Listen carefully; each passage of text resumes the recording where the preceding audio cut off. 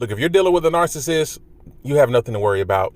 We all know they're delusional. They like to spread lies, try to get an army to gang up against you. But I'm here to tell you this. Wise ears. You don't have to worry once those lies and gossip come across wise ears, because the wise ears are going to take a second to say, hey, this don't make sense. The wise ears are going to ask questions and make those people look very stupid. Some people, when they listen to these narcissist stories, when they're trying to convince them, for whatever reason, usually it's some type of motive, they'll just sit there and listen and be their yes man. And that motive maybe because they're getting something from them, whether that be sex, money, or just time with them. So they'll sit there and they won't call them out. Then it goes even deeper with these narcissists. They are great actors. They will put on a show. They will start crying tears to sell their story.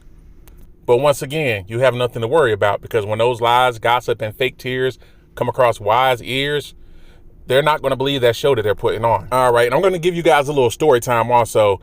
You know, I do Uber on the side. And so I'm like a therapist to a lot of people and a relationship coach.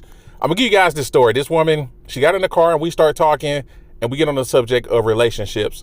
So she starts telling me how her husband is stalking her. You hear that, right? First and foremost, that makes zero sense. And so I'm like, so are you guys still together, or what's the situation? How can your husband be stalking you? You see how, like, you know, wise people with common sense ask certain questions. And she goes on to say, well, you know, I would go out, like I told him I'm going to the bar, and then, you know, he would pop up at the bar.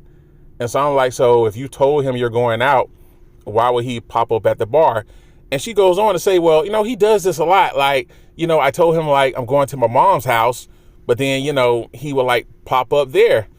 And I'm like, you know, I'm not dumb. I got common sense. So I'm like, so why does he pop up at these places when you tell him you're going to these places? Like, you know, I'm not stupid. And so she's like, well, you know, I've cheated on him a few times and I've lied to him about where I'm going. And so now when I tell him that I'm going to certain places, he doesn't believe me. And so in my head, I'm just like, well, that's not stalking. He's making sure that you're there because you lie a lot and you've been cheating on him.